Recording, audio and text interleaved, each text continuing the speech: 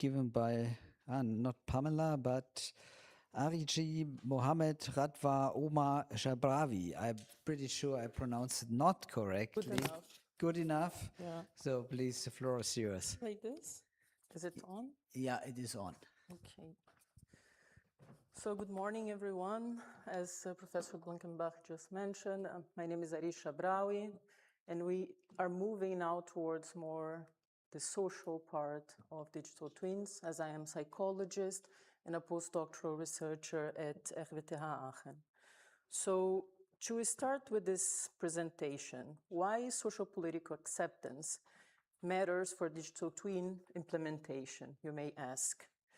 So to begin, definitely because the economical context, the construction sector is one of the major industries in Germany, equating for 11% of the Germany GDP just into 2023. However, it lacks digital maturity, which drives us to the fact that in the past decades, we have seen a great technological revolution, and only BIM was made mandatory for the federal level from 2025. And as we know, digital twin may extend BIM into a more dynamic and also bidirectional system, providing us with real-time data, better decision-making, and predictive maintenance. But on the other hand side, we have also socio-political acceptance. And if these public actors are not really buying this idea, they're boycotting this from inside, showing us that the implementation is not only a technical task, but it also requires the appropriate socio-political framework to be properly implemented. And the stakeholder acceptance is also decisive for investments and as well a long-term integration. But what is social acceptance, you might ask? First, it's a multidimensional concept. It's not merely the general public support.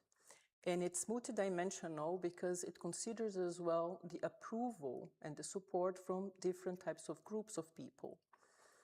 And it can be active and also passive, varying from the active support towards a technology to just being passively tolerant without the willingness to act in favor to it. It's also focusing in non-technical barriers such as trust in institutions, perceived fairness, and we derive, based on this and in the literature, on the triangle of acceptance in which we have here the social political acceptance that we are addressing today, the market acceptance, usually based on consumers, and community acceptance. And this leads us to the definition of social acceptance, referring to the approval and support that can be active or passive of relevant stakeholder groups for a technology within its social, institutional, and political context. Having said that, we have defined two main objectives. The first one was to investigate the institutional conditions that may influence the socio-political acceptance of digital twins in Germany, infrastructure of roads. And the second one, to contribute with this collaborative research center that Professor Blankenbach had mentioned today in the keynote speaker, which is SFB 339. And we have derived, based on these two main research questions, the objectives in 4 research questions. The first one was to map the state of the art of the main requirements to the full implementation of digital twins in roads worldwide. The second one was to gather all the potential challenges that these political stakeholders in Germany would report to us to better understand what are the real constraints that they are facing. And then we wanted to understand as well if these different actors would have the same understanding of the concept of digital twin.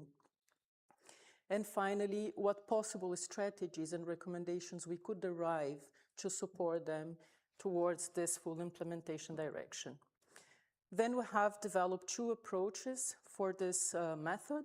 The first one was the literature review, in which we have conducted the PRISMA protocol, and then semi-structured interviews with 6 institutional stakeholders from Germany, public sector. Beginning with the systematic literature review. At first, we gather 812 papers, then applying all the inclusion and exclusion criteria, we derived in 28 papers. For the interviews designed, we have at first, based on the literature, developed 10 core questions, but we could also add up new questions depending on what was being reported to us. We conducted everything online, and the duration was approximately of 1 hour. And then we managed to interview 7 different people from 6 institutions, both at the federal and the state level in Germany. And their profile was of regulators, operators, research experts, and infrastructure manager. Then we have documented everything, anonymizing all the data, with no audio recordings, but we had always 3 people making notes, and afterwards we would compare as well all the information that we had gathered during these interviews. After that, we have proceeded with the qualitative content analysis, in which we have grouped into 4 categories. The first one, the conceptual understanding of these stakeholders.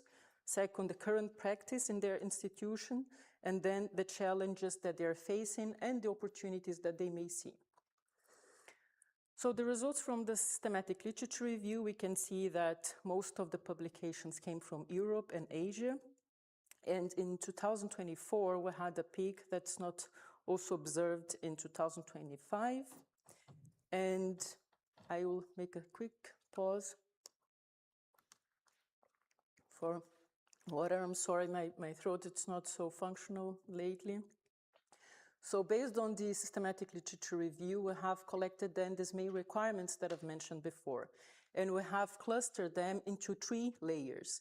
The first one, which is the foundational one, was data integration, cloud architecture, and interoperability. And in here we can see all the requirements that we have harmonized as well, so we can put everything into a single understanding.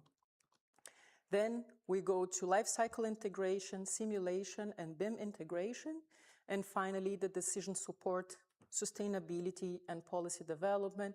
And here we see as well the multi-criteria decision models was also used in terms of creating better decision models based on the data collected by the digital twin. So now focusing in the interviews, what were the challenges that the stakeholders have provided to us? We have grouped them into 4 dimensions. First, the organizational dimension. And as you can see, we will have a list of many. I will just pinpoint some of them. So unclear responsibilities for data ownership and maintenance, which is looking quite like strange to hear something like this, but was repeatedly informed. And limited financial and human resources. So they don't have people enough to also do the normal work that they were doing and actually stand as well for the implementation of digital twins. From the stakeholder perspective, and in here we drive more to the individual level, low acceptance and resistance to change. And resistance to change was definitely informed by everyone without any exception. But then we move to lack of trust in digital and simulation outputs.